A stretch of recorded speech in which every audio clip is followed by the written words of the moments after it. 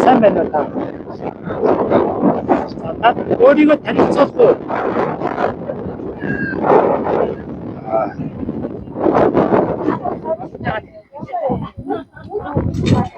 Би Баталзуун Батсуурыг гэдэг. Юу? Бид түрүүн тантай ангийн тухай ярьж байсан. За, Юу, ангигэд хамгийн сонирхолтой юм нь юу вэ? Гоё юм. хамгийн сонирхолтой юм бол эхлээд ер нь хүн ан хийх хүмүүстэр газар нутгийг бас сайн судлах хэрэгтэй. Ямар ан хийх тэр ангаа төрүүлээд байршил нутаг дэвсгэрийн сайн судалж байсан. Тэгж байж ан хийх нь хамгийн боломжтой гэж би үздэг юм аа. Өөрөө Таны хамгийн анхсан том ан юу вэ? шилүүс лагнадаг байсан да. Шилүүс юу ононд их байх уу? Байхаа. Та нэг бас андатар агнжсэн гэж ярьжсэн тий. Тэ. Андатар агнж яаж сурсан бэ? Тэгээ андатар читэй ба энэ агд сураад юм заяа хэцүү юм байна лээ. Шилүүснээс хэцүү гэж Богон анжтай яваад сүүлд нөгөө андатар алдгийг болоод боли шилүүс агны гэдгээс чи удаа байдаг. Сүүлд нь нөгөө тэнгэ арга нь олсон чинь тэрийн шиг амархан юм байдаггүй байсаа. Арга нь юундэ вэ? Тэр яг би тэрний байршлын сайн судлаагүй миний алдаа тэрэн дээр байсан учраас вэ. Сүүлд нь одоо энийг яаж хаашаа ордог, хаанаас гардаг, хэдийд ордог, яадаг утсан судлахнаараа тэрний хавхатхад амархан байсан. Нөгөө бараг өдрийн цагийн хуваар шиг юм байна. Тий, тэр цагийн хуваартай бас хэдээсэлдэг газар явдаг газар гэдэг тэр чи олон байшилтай байдаг юм байна. Одоо тэр жин 20 минуттай завсаргүй сүлждэг. Тэр учраас тэр байшилыг сайн мэдж байгаа тэгээд авах. Айгуу амар амтан байхгүй. Та нэг ёо нүгэнд ороод нэг баларсан тухай яриач. Гарахд хэцүү байсан ингээд.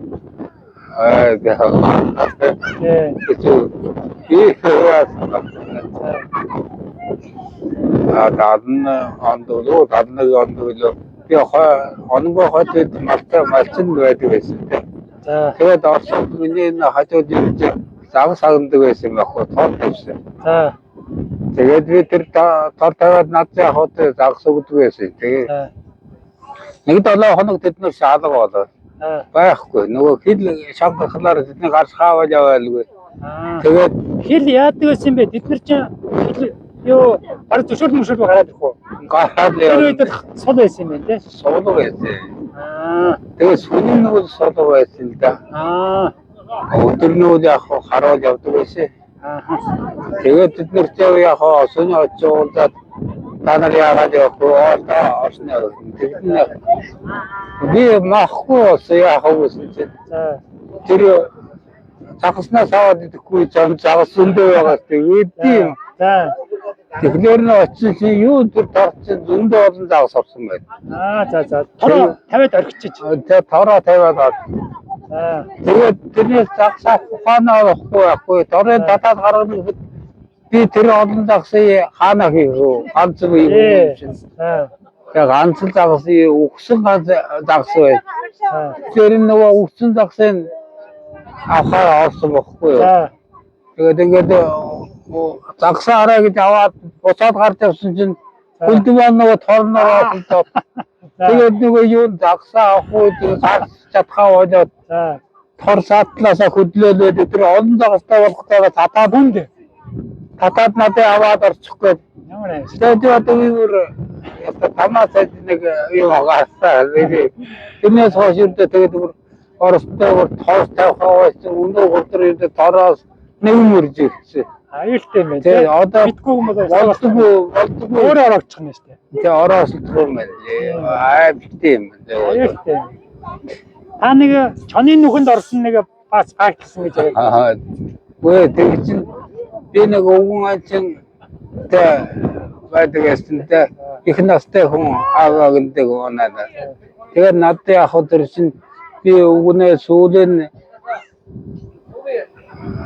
хүн болохоор надад олон цонын тийм хөрмөл зааж өгсөн байхгүй. Тэгээд нэгэнд нь би нэгэн сүүлд болсон хон очоод тэгээ шагналсан чинь өөр юм уу? өөр нөхөн байхгүй. Тийм байна. Тэгээд очоод үзсэн чинь чимээгүй болохоор дээрээс нь ордог юм шүү би. За. Тэгээд дээрээс нь орсон чинь босоод гарсахтаа очсон. Дээлтэй орсон шоны нөхс юм уруугаа байд юм байна. За. Тэгээд дээлтэй орсон чинь нөгөө өдрийгээ гарах гэсэн бүх сонгоноод нөгөө шороо орж ирээд юу Тийм байна. гарч шатхаа байгаад бүр. Би урдаа гартаа готтой тулдаа трэгээрээ нэг юм одоо дээд онгоцгүй тэгжээд нэг юм араас яваасна гарсан юм аа. Тэгж нэг өөр адарч байсан. Хамаагүй оролдгүй юм байна тий. Ордгүй юм байна. Хоёр хүн бол болох юм байна лээ. За. Тэгээд татаад гаргана л да. Тийм. Нэг ганц хүн болохоор бүгсэн андгнаа тэгээд соны нэг шороогаа болохоор шороон шинжээ тэгээд төшөлдөд өгөх юм байна. Ордгүй юм чинь тэр байна. Хотохгүй байсан бол Хотохгүй байсан бол тэгээд өнгөрөөтэй. Хототой тулдаа нэг юм гар. Амаргүй юм. Ер нь яг хамгийн хэцүү ан юу вэ? Хамгийн хэцүү ан. Ер нь хэцүү ан чинь шилүүсэлдээ.